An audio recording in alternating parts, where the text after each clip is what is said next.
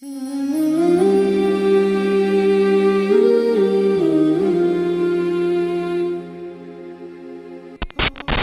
pula, kalau hati ini kemudian sudah merasakan surga hati itu nyata adanya, kok ternyata kita tidak mampu merasakan surga hati itu, tidak mampu melihat orang mukmin itu senang gembira hatinya, tidak mampu ridho, tidak mampu.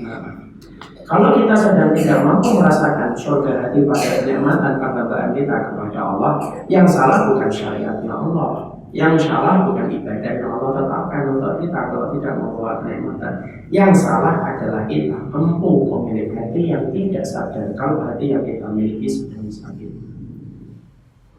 Karena apa? Hati yang sakit menjadikan sholat tidak nikmat, melihat orang lain itu kelihatannya jelek semuanya, melihat orang lain itu kelihatannya salah semuanya.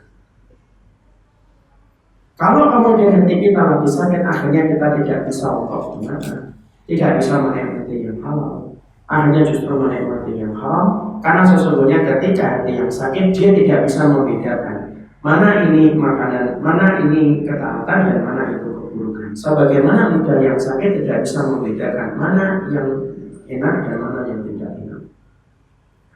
Maka ketika kita mendapati itu, makanya kita lakukan. Kalau kita saya ingin merasakan surga hati yang disampaikan oleh Imam Ibnu Taimiyah, berarti yang kita harus lakukan dan harusnya kita kerjakan. Mari kita cek kembali, jangan-jangan hati kita yang sakit. Hati yang sakit itulah yang menjadikan semua kenikmatan penghambaan diri kita kepada Allah menjadi hilang. Taat sama suami jadinya tidak nikmat,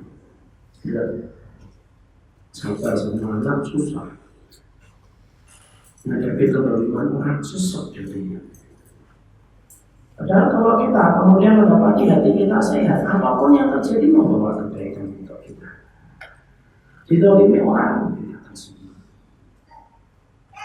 kita mendapati keluarga kita, maka keluarga kita bagian dari kenikmatan yang kita dapat. Kita ingin dapatkan pahala.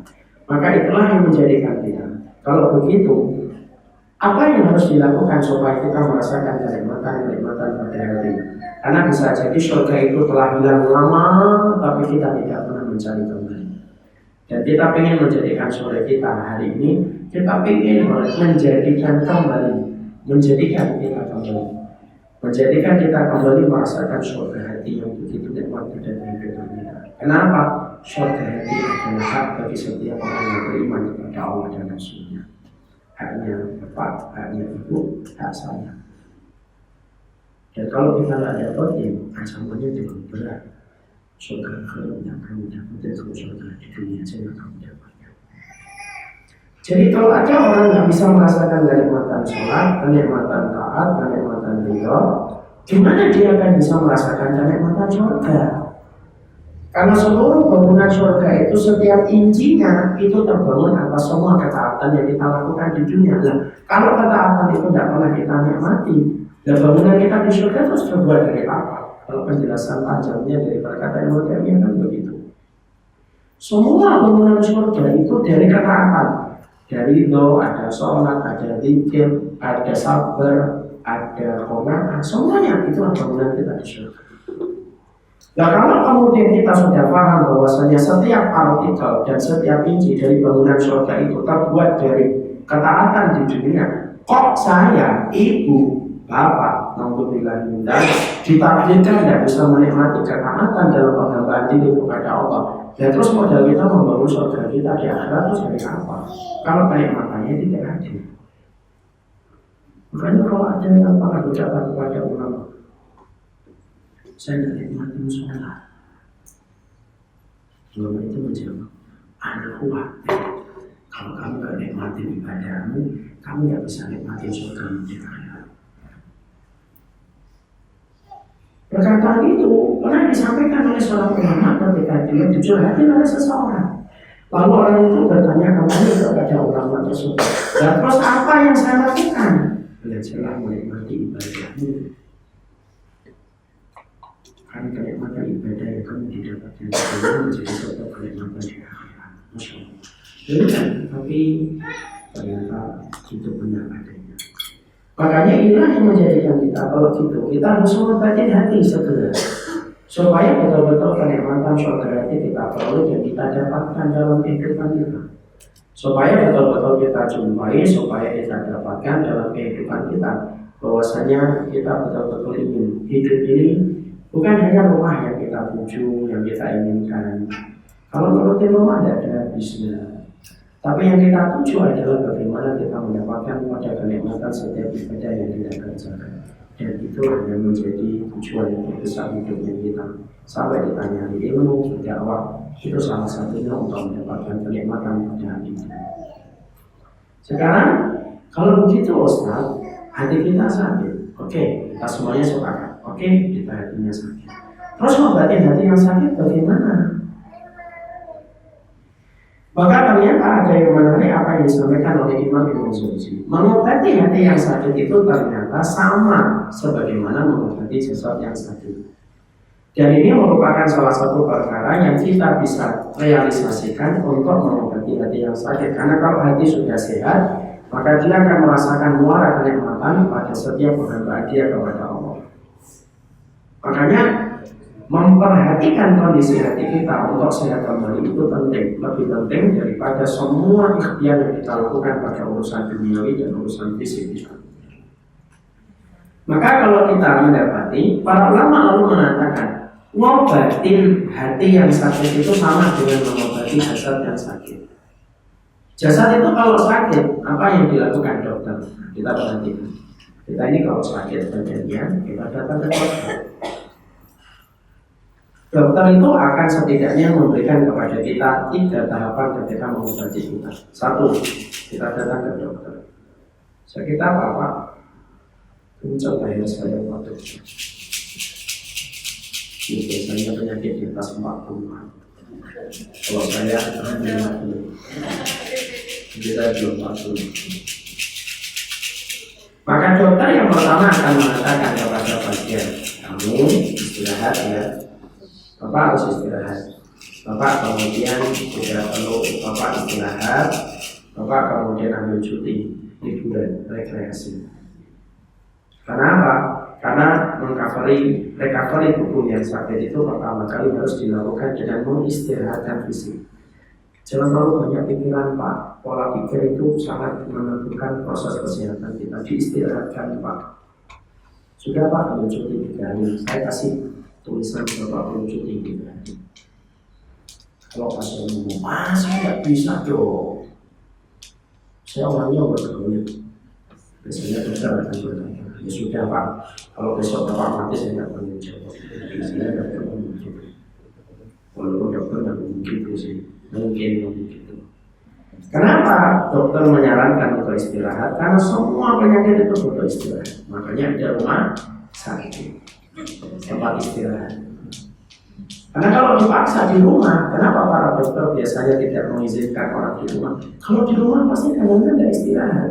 Apalagi ibu-ibu lagi tidur di kode miring, dan istirahat dia lagi. Makanya kemudian disuruh istirahat itu dokter kalau menangani penyakit yang pertama. Yang kedua, dokter akan berkata, setelah disuruh untuk istirahat, dokter itu biasanya bagaimana? Dokter itu yang kedua akan mengatakan kepada kita, Bapak harus menggunakan pantangan ya. Pantangannya apa dok? Santan, dibeli, jeruan dibeli. Jangan banyak-banyak makan soto di Bali itu santannya terlalu banyak. Maka kemudian dia akan menyuruh kita meninggalkan pantangan. Kenapa? Karena sakit itu kalau tidak menggunakan pantangan, sebanyak apapun obat diturunkan tidak akan pernah bisa menyembuhkan secara maksimal. Setelah tinggalkan pantangan, berarti dokter akan ngebom penyakitnya, disuntik, dikasih obat. Barulah orang itu diharapkan dengan izin Allah bisa sembuh. Ternyata pengobatan hati, para ulama itu menyampaikan, Ibnu Jauzi mengatakan pengobatan hati itu sama dengan pengobatan fisik, cuma berbeda, tetapi intinya sama. Dan harusnya kita melazimi perkara-perkara ini untuk mengobati hati kita. Maka kemudian beliau berkata, Ibnu Jauzi ini berkata, Yang pertama, kalau kemudian kamu sudah merasa tidak ada surga pada hatimu, tidak ada surga pada jiwamu, sudah mulai hambar penghambaanmu kepada Allah, maka yang pertama yang harus dilakukan itu apa? Satu, mengistirahatkan hati. Cuma mengistirahatkan hati berbeda dengan mengistirahatkan fisik. Kalau mengistirahatkan fisik dan badan di tempat tidur, duduk AC, tiduran, selimut ditarik, ditemani, pisang goreng, TV, maksudnya melihat TV di rupiah aja ini. Maka kemudian itu istirahatnya hati, istirahatnya fisik. Maka istirahatnya kemudian hati bukan pada istirahatnya fisik. Istirahatnya hati para ulama itu menerangkan di beberapa tempat. Dan ada tempat-tempat kita mengistirahatkan hati. Sebelum kita membahas tempat istirahatnya hati, maka kemudian kita bertanya, memang hati perlu istirahat? Iya, organ tubuh yang paling letih dan paling lemah itu hati kita. Organ yang paling fatal, paling cepat fatal itu hati kita. Kalau ada yang saya tanya, organ yang paling cepat fatal mana? Muka, itu organ kita. Karena yang paling cepat fatal dan paling cepat fatal itu hati. Kenapa? Karena apapun yang kita jumpai di dunia ini, yang pertama kali merespon itu apa? Hati. Kita baru kenalan sama orang, yang pertama kali kita respon hati kita. Kita kemudian melihat barang yang kita pertama kali respon, ya hati kita yang merespon pertama kali. Makanya hati itu capek, hati itu berbolak-balik terus dia. Makanya kemudian letih hati itu. Coba perhatikan ibu-ibu dan bapak, paling cepat berubah itu hati kita. Kalau nggak percaya, berapa banyak ibu-ibu itu kalau pagi hari ketemu sama teman SMP-nya. Saya sekarang jualan gatornya buat laku keras, omsetnya 100 juta per bulan. Apa yang terjadi? Ibu-ibu langsung berpikir pagi hari, saya akan menjadi pengusaha gatornya karena masakan saya lebih enak dari itu. Itu pagi. Nanti siang ketemu dengan teman SMA-nya. Ternyata teman SMA-nya jadi alhamdulillah Mbak, saya itu tidak usaha, saya itu fokus mendidik anak karena saya sekarang hafal Al-Quran sudah 30 juz. Kebetulan lagi dan nggak jadi pengen mengusahakan ini. Saya harus mendidik anak saya jadi hafal Al-Quran 30 juz. Itu siang. Nanti malam beda lagi. Itulah hati. Makanya kemudian sampai para ulama mengatakan kamu tuh tidak sadar organ tubuh yang kita miliki itu yang paling capek hati ternyata, bukan kaki. Kalau kita kan sering merasa jelas sebentar, oh encok saya kok gini. Itu karena kita tidak menyadari kondisi hati kita yang capek. Para ulama tidak pernah bohong kok. Kondisi yang paling meletakkan, paling meletihkan itu hati. Makanya hati itu kalau merespon dunia itu kan coba merespon siapa yang merespon dunia itu? Hati. Dan merespon dunia itu meletihkan. Kenapa? Dunia itu berubah-ubah. Dan kita, hatinya itu paling cepat menerima kalau sudah berkaitan tentang dunia. Mesti kan enggak? Handphone dulu awal-awal muncul di tebel. Ya sekali kalau jatuh jempol kaki kita penuh. Kemudian tiba-tiba berubah kecil, semakin kecil semakin mahal. Dan lagi kita tindakan yang gede, terus berubah lagi sekarang gede lagi. Mungkin wajah kita. Tapi kita tidak pernah bosan meresponnya. Kenapa? Hati itu paling letih. Dia melihat sesuatu itu yang paling cepat melihat itu hati. Saya itu ketika membaca tulisannya Imam Al-Ghazali itu kaget saya. Ternyata saya menyangka yang paling letih itu kaki kita. Ternyata yang paling cepat kotor itu ternyata wajah kita. Salah, bukan wajahmu, bukan kakimu, bukan tanganmu yang paling letih. Hatimu itu paling letih. Makanya ngikutin dunia itu letih. Ada jilbab ini kan bagus ini. Nanti besok lagi berubah lagi ini kita bagus ini cakep. Orden ini belum bagus ini. Kalau ditaruh di rumah saya cocok ini. Beli lagi lah, ternyata kemarin tidak tahu cocok bagusan yang ini terus kayak gitu. Sama ya, bagian tim media juga sama. Melihat kamera bagus ini, nanti lagi beda lagi, bagus lagi, ya ada habisnya. Dan tanpa kita menyadari yang paling merespon pertama kali terhadap semua itu adalah makanya ketika hati letih cenderung cepat sakit. Maka ketika kita mengerti bahwasanya hati kita cenderung untuk letih dan cenderung sakit, maka kita mengistirahatkannya. Mengistirahatkannya di mana? Satu, ada beberapa tempat yang kemudian menjadi tempat istirahatnya hati. Yang pertama, para ulama menyampaikan yaitu di teman orang-orang yang soleh. Teman orang soleh itu mengistirahatkan hati. Makanya kemudian kita, kalau kemudian dalam kondisi hati kita beribadah kepada Allah, kok kita nggak punya teman orang yang soleh, nah gimana hati kita akan mendapatkan tempat istirahat? Karena orang soleh itu apabila dia menjalani kehidupan hatinya sudah terikat dengan akhirat, itu seluruh apa yang dia perbuat itu bisa menelurkan dan bisa menularkan kebaikan untuk kita. Dan orang soleh itu memang butuh untuk tempat kita mengistirahatkan. Dan tahukah kita bapak dan ibu, bapak sama ibu kok sampai meninggal dunia disolati sama 40 orang soleh yang tidak pernah berbuat syirik sama Allah, maka bapak dan ibu mendapatkan syafaat dari Rasulullah SAW. 40 orang soleh. Jangan-jangan di handphone kita ini kalau kita buka kontaknya tidak ada 40 orang soleh. Jangan-jangan yang kita miliki ini bukan 40 orang soleh. Nama artis yang tidak kenal dengan kita dan kita sok kenal dengan mereka. Maka kemudian itulah yang menjadikan kita memahami yang pertama, yang paling penting, ketika kita tahu bahwasanya kondisi hati yang sakit itu butuh istirahat, maka istirahatnya hati yang pertama itu di tempat orang-orang yang soleh. Makanya sampai Hudaybiyah berkata, Nabiul Mu'min ilal Mu'min dia juluh qalban. Orang mukmin itu kalau melihat orang mukmin itu cerah pandangannya, cerah pandangannya. Makanya ibu, maaf ya, saya itu dalam pertemanan saya itu membagi beberapa ring, ada ring 1, ring 2, ring 3. Itu tanpa menjamin. Itu berdasarkan kedekatan saya saja. Ring pertamanya saya itu yang pertama yaitu jamaah dan jamaah yang sudah saya anggap menjadi keluarga. Di dalamnya pula itu ada orang atau ustaz yang saya melihat bagaimana akhlaknya, bagaimana hidupnya. Dan ketika saya telah menjadikan mereka menjadi ring pertama dalam kehidupan saya, itulah yang menjadikan saya akhirnya ketika memiliki satu masalah yang berat, maka sering saya mendatangi orang-orang yang semacam itu. Tidak usah mendengarkan nasihat, tapi cukup bicara, maka kita akan mendapatkan kebaikan ketika hati kita istirahat, ketika bersama dan bersuara dengan Allah.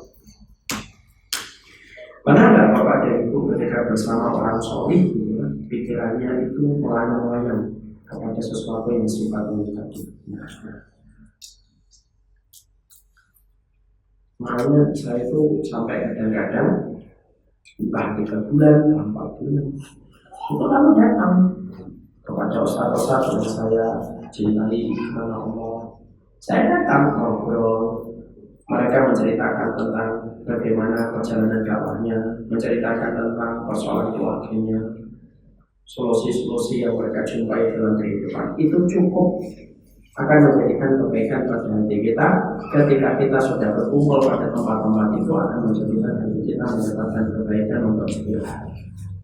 Coba yang kita bayangkan, kalau bapak, ibu, temannya circle yang pertama tidak ada kesolehan, rotasi waktunya hanya berputar untuk dunia. Sekali bicara kontennya konten dunia. Sekali berbicara tentang anak, konten pendidikan mana yang bisa menjadikan anak mereka sukses untuk dunia. Kalau lalu tidak kita sudah nafsu dalam diri kita sudah besar untuk dunia, ketemu orang bicaranya dunia, bicaranya maksiat, maka itu yang menjadikan diri kita sakit dan bertambah sakit. Makanya wajib yang pertama, tempat kita beristirahatkan hati, mengembalikan fungsinya hati pada fungsinya untuk merasakan surga hati. Yang pertama adalah berkumpul sama orang soleh. Ya. Orang soleh itu siapa Ustaz? Kok saya nggak punya orang soleh? Maaf ya Ibu.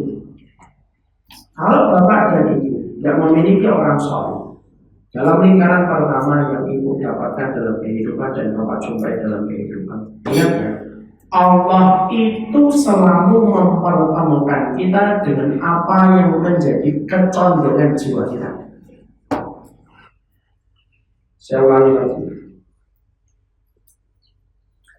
Allah itu akan mempertemukan kita dengan orang yang sesuai dengan kecondongan jiwa kita.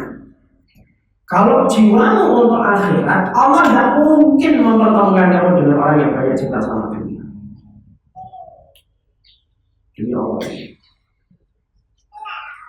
Orang yang datang ke diskotek itu tidak akan pernah dia dipertemukan dengan menghafal Al-Quran kecuali Allah sedang mengatur hidayah untuk dia. Orang yang ketemu orang yang masuk ke diskotek ya ketemunya sama orang yang datang ke diskotek. Orang yang datang ke masjid pun akan ketemu dengan orang yang datang ke masjid. Kenapa? Allah mempertemukan kita dengan apa yang menjadi kecondongan jiwa kita. Makanya kalau poin yang pertama mengistirahatkan hati bersama dengan orang soleh dalam hidup mereka. Kok kita tidak punya referensi orang yang soleh? Maka jangan berisi.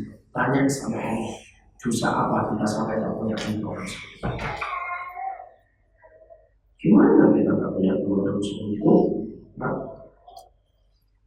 Jangan-jangan nanti yang datang kepada kita sholat itu, ya kayak bisa nyolatin kita sholat jenazah pun tidak bisa mengucapkan apa-apa.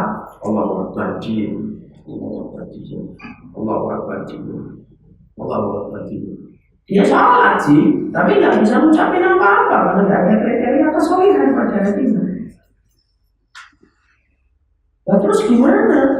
Kalau kemudian kita terbujur kaku, kemudian tidak ada yang mensolati kita, kemudian yang mensolati kita tidak mengerti bagaimana keimanan dan ketakwaan, gimana kita akan mendapatkan ampunan di tengah kematian kita.